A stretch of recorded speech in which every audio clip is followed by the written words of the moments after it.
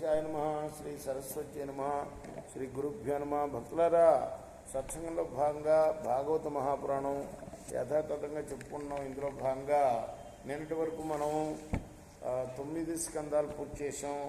10వ స్కందాన్ని 106 భాగాలుగా చెప్పుకున్నాం. ఈ రోజున 107వ భాగం చెప్పుకున్నాం. చెప్పుకునే ముందు వ్యాస భగవాన్ని ప్రార్థన చేసుకున్నాం. వ్యాసాయ విష్ణు రూపాయ వ్యాస రూపాయ విష్ణువే నమో వై బ్రహ్మదేవాశిష్టాయ నమో నమః. प्रसन्नांजनी स्वामी महाराज की जय. समर्थ गुरु साईनाथ महाराज की जय. अजानतां त्वत्पदवीमनात्मा अन्यात्मात्मना भासि वितत्य मायां सृष्टा विवाहं जगतो विधाना इव त्वमेषों तैव त्रिनेत्र. కృష్ణ, అజ్ఞానులైన వాళ్ళు నీ స్వరూపాన్ని తెలుసుకోజాలరయ్యా. వారికి ప్రాకృతమైన జీవరూపముననే ప్రతీతుడవై వారిపై నీ మాయను ప్రసరింపజేస్తావు. వాస్తవంగా నీవే జగత్ సృష్టి సమయంలో నా రూపాన్ని, పాలించే సమయంలో విష్ణు రూపాన్ని, జగత్ సంహార సమయంలో రుద్ర రూపాన్ని పొందుతావని జ్ఞానులు తెలుసుకుంటారయ్యా. అంటే సృష్టి స్థితి లయకారకుడు నువ్వే అని జ్ఞానులు ఎరుగుతారు. వాళ్ళు జ్ఞానులకు తెలుసు.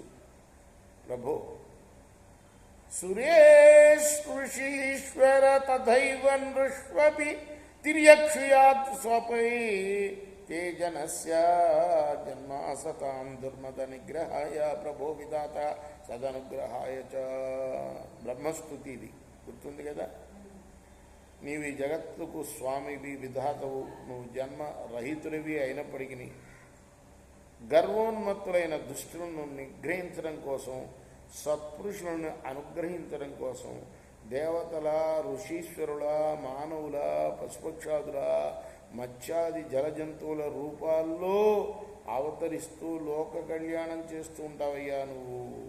అంతే కదా. ఆయన అనేక అవతారాలు ఎత్తాడు కదా.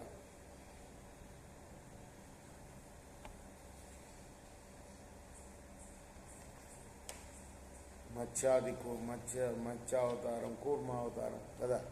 ఇవన్నీ కూడా కోవేత్తి భూమన్ భగవన్ పరాత్మన్ యోగేశ్వరోతిర్భవతస్త్రిలోక్యాం వా కథం వా కతి వా కదేతి విస్తారయన్ క్రీడసి యోగమాయ. నువ్వు అనంత శక్తి సంపన్నుడవయ్యా ఓ సర్వేశ్వర. పరమాత్ముడవి, యోగీశ్వరుడివి. నువ్వు ఈ యోగమాయను విస్తరింపజేయుచు ఎక్కడ, ఎట్లు, ఎప్పుడు, ఎన్ని విధాలుగా నీ లీలలను ప్రదర్శిస్తుంటావో ఈ ముల్లోకాల యందు ఎవ్వరికి తెలుసయ్యా. కృష్ణ, తస్మాదిదం జగతశేషమసత్స్వరూపం స్వప్నాభమస్తధిషణం పురు దుఃఖ దుఃఖం తయేవ నిత్య సుఖబోధతనావనంతే మాయాత ఉజ్జత యత్ సదివా బభూతి. ఈ జగత్తంతా కూడా నీ నిజ రూపం అని భావించలేము. ఎందుకంటే ఇది కళ లాంటిది, దుఃఖ పరంపరలకు మూలమైనది ఈ జగత్తు, జ్ఞానశూన్యమైనది. నీ తనువు మాత్రమే శాశ్వతమైందయ్యా, నిరంతర సుఖప్రదమైంది, జ్ఞానానందదాయకమైనది. నువ్వు ఆద్యంతరహితుడివి, జనన మరణాలు లేనివాడివి. నీ మాయా ప్రభావం చేత ఈ జగత్తు ఏర్పడింది. దీనికి నీవే అధిష్టాతవు అయినందున ఈ జగత్తు సత్యం అని కనపడుతుంది, అంతేగాని ఇదంతా కూడా నిజం కాదయ్యా, కళ నేను. కృష్ణార్పణ.